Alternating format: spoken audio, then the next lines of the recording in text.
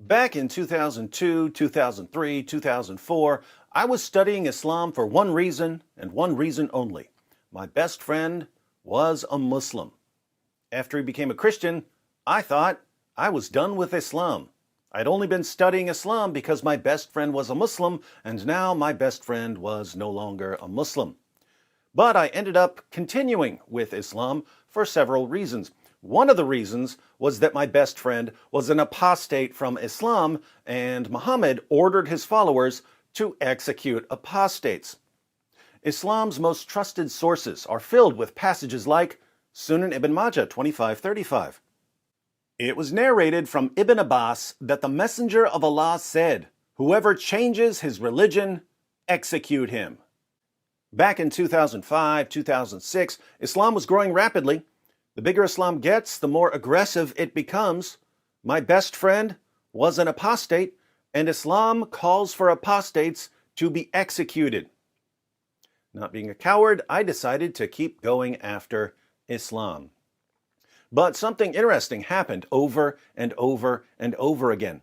I would tell people, Muhammad ordered his followers to kill apostates. And people would respond, "No, he didn't. I know, because I have a Muslim friend, and my Muslim friend doesn't believe that at all."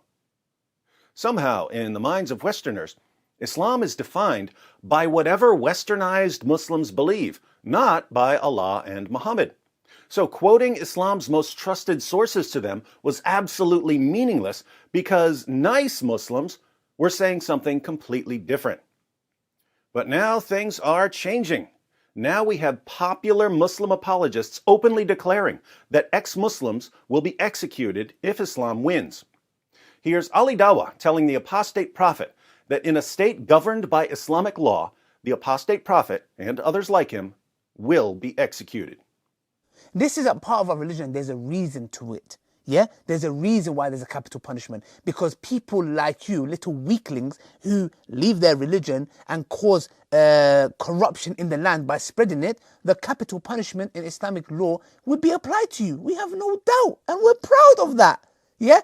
Capital punishment will be applied in an Islamic state. Yeah? Not individuals going and doing it themselves like idiots. Yeah? No. Under an emir, it is done. Yes. And we, you know what? We'll be watching. So the Dawah team is working tirelessly to spread Islam so that they can establish an Islamic state. And if they ever get what they want, what will happen to people like the apostate prophet and Abdullah Samir and other ex-Muslims? They'll be executed, not by random mobs of Muslims, no. It will be orderly. The Islamic State will execute them for refusing to believe in the most obvious false prophet in history. You might expect Adam Saleh, a Muslim YouTuber with nearly 5 million subscribers, to reply in the comments, "No, we don't want to execute apostates. Islam is a religion of peace and tolerance." Instead, after watching Ali Dawah publicly proclaim that the goal they're striving towards includes executing apostates, Adam Saleh replied, "Allahu Akbar." Muhammad Hijab agreed, declaring, "This apis apostate makes me sick. Great to see the team humiliate this creature."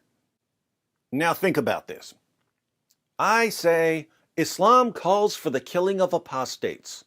The response comes, "Stop lying. I have a Muslim friend, and I've never once heard her say that she wants apostates to be executed." So I say, guess what? Your Muslim friend is not, has never been, and never will be an authoritative source of Islamic doctrine or practice. Islam's authoritative sources declare that apostates must be killed. And the response comes, "You're just being an Islamophobe." Well, is Ali Dawah an Islamophobe? Because he's publicly proclaiming that he's watching apostates and that when the time comes, apostates will be executed. Notice, if you're an apostate, it's in your best interest to oppose the spread of Islam. But as soon as you oppose the spread of Islam, millions of Westerners are ready to tell you that you're a racist and a bigot and an Islamophobe, as if it's racist and bigoted and Islamophobic to not want to be executed. There should be complete agreement among all people who believe in freedom and human rights that Islam must be opposed, resisted, and refuted. Instead, any opposition, any resistance, any refutation will be viewed as fear-mongering and hate speech. Have we lost our minds or just our balls? The apostate prophet made a video responding to Ali Dawa's public declaration that apostates will be killed if the Speaker's Corner Dawa teams ever get their way. AP asks a simple question. If he were to say that in an ideal world, Muslims would be executed, how would that be perceived? Then why is it okay for Muslim YouTubers to proclaim that in their ideal world, apostates will be executed?